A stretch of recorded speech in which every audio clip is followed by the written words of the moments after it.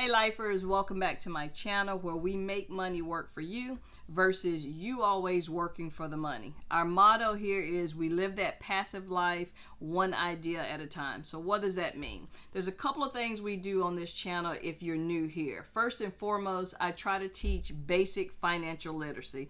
Everyone needs to have a good solid foundation about finance in order to start building that money up day after day after day. There's so many things that you can do with side hustles, even with things at your job, making sure that you are capitalizing on everything that you can from a financial perspective to make sure that you're doing the best you can for your money so that your money can do everything else for you. So today's video, what I want to talk about is retirement plans. And it doesn't matter how young you are, how old you are. These are things that you should have in place or should have already put in place. The longer you wait, the less that it can help you in the long run. So if you're young, you just graduated college, you're starting off in a job, that job is going to offer you the ability to invest into, some may still have a pension, very few companies do, but they may have a pension, but they will definitely have a retirement plan. So if you're a teacher or a charity, that retirement plan may be a 403B. If you're going into corporate America, it's going to be a 401k. But the goal around that is you want to make sure you are investing in it. Some people say, well, how much should I invest in it? You should always invest as much money as you can into those accounts, because the more you invest now, the more that money can start working for you with compound interest year after year after year. The other thing is, what's the minimum you should invest? If you don't have a whole lot of money and you're like, I can't put everything in there, at the minimum, you should make sure that you're capitalizing on the free money that company is giving you. And what I mean by that is most companies offer a match. So I've worked at companies that offered 5% dollar for dollar. I've worked at a company that offered 6% dollar for dollar. You got some companies, they may say, no, we only give 50 cents on a dollar up to 3%. It doesn't matter what the amount is. The main thing to understand is that is free money. So whatever it is that they're saying they're matching, that's the minimum amount you should put in there, because if you don't, that's free money that is, just laying out there that you're never going to capitalize on. And I ask you, if you're walking down the street and you see some money laying down on the street, $10, $20, $5, $1, it doesn't matter. Are you just going to leave it there? I don't know many people that would just leave money there, especially if it's just something that someone has dropped, lost, and you don't know who it belongs to. That's the same thing with not capitalizing on the free money that your company is offering you. You're leaving that on the street, and you're never going to recoup it. Recoup that money, get that money, take advantage of it, and let that money start working for you. Now, how much can you invest into a 401k? It changes depending on your age. So, and each year it changes. It usually goes up about $500. So with a 403b or 401k in 2024, you can invest $23,000. That's the maximum. And me personally, I always try to max out the amount I could put in there, because that is tax deferred money, depending on how your company actually works with it. And the lower your tax bracket, the better it is. The higher your tax bracket, the more money that's coming out. That's why putting money in when you're younger is better than waiting later into your career where you are in a higher tax bracket. So you can max it out at $23,000 if you're under 50. If you're over 50, you have an additional an amount that you can put in. You can put in $7,000 more.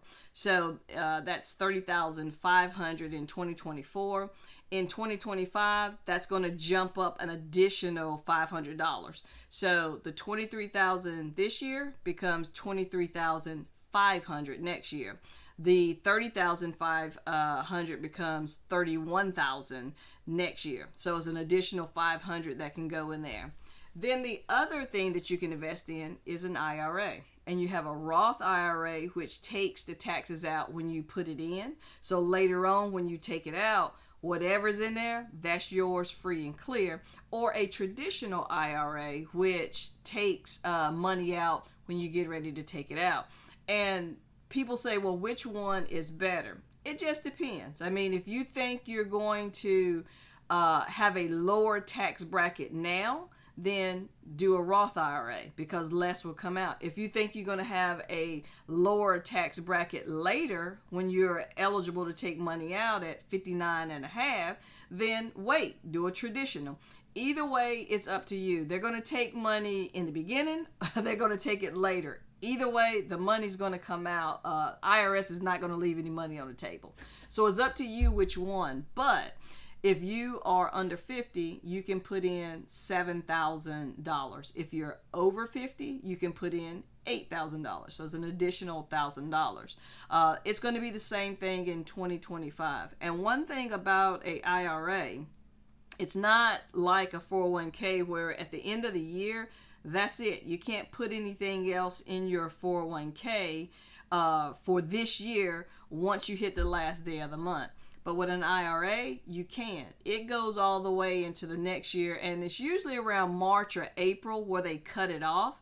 But the beauty of that is if you roll around to the next year and you're still putting money in, you can still max it out before that deadline of March or April, and then you can start putting it in for the next year. So that happens every year. But those are two things that you need to be taking advantage of. And one last thing that I want you to know is if you change companies at any point, it doesn't matter whether it was 5 years ago, 10 years ago, if you just did it, and you had money that you were investing in a 401k or 403b, you need to make sure you get that money. Because if you leave and you leave that money there, it is going to still accumulate money, but not as much as it could if you move it to your new company. Or do what I did. Instead of rolling it over into my new company, when I changed jobs, I actually took it and rolled it into a traditional IRA. And the reason that I did that is because you get more investment options. In a 401k, there's only so many things that you can invest in. That's just the way that they're set up. But an IRA, you can invest into anything. You can invest in options, any type of stocks, mutual funds, ETFs. There's no limit in a IRA on what you can invest in out on the market versus your regular 401k. So you need to make sure if you left a company, I don't care if it's $500 in it, if it's $10,000, it doesn't matter. Take that money and make sure you roll it over to your new company or into a traditional or Roth IRA. I would say put it in a traditional Roth or a traditional IRA or a Roth IRA. That's what I would suggest you put it into, just so you have more options of what your money's in. And then lastly, if you have never looked at your 401k and moved your money into different things with your company, you need to make sure you do that, because what they do is when you automatically put that money in, they're going to put it into the least risk averse item there, which also is the one that is going to make the least amount of money. You need to go in and look at what options your company have for your 401k. And even if you're not an expert on which items to pick, work with your CPA, your accountant, or work with someone at the company, because a lot of companies do have financial advisors there, and they can kind of guide you on that if you don't have your own financial advisor.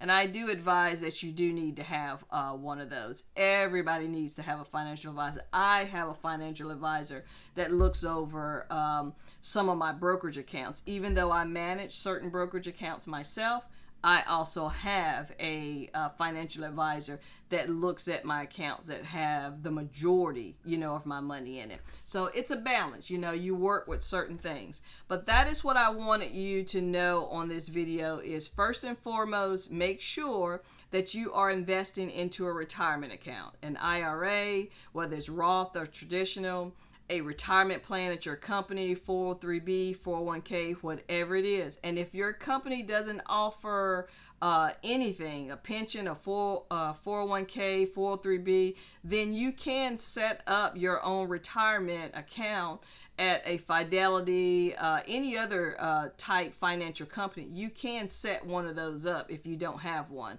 If you need guidance on that, you can drop me a line and I can email you just some different places. Nobody that I'm particularly working with.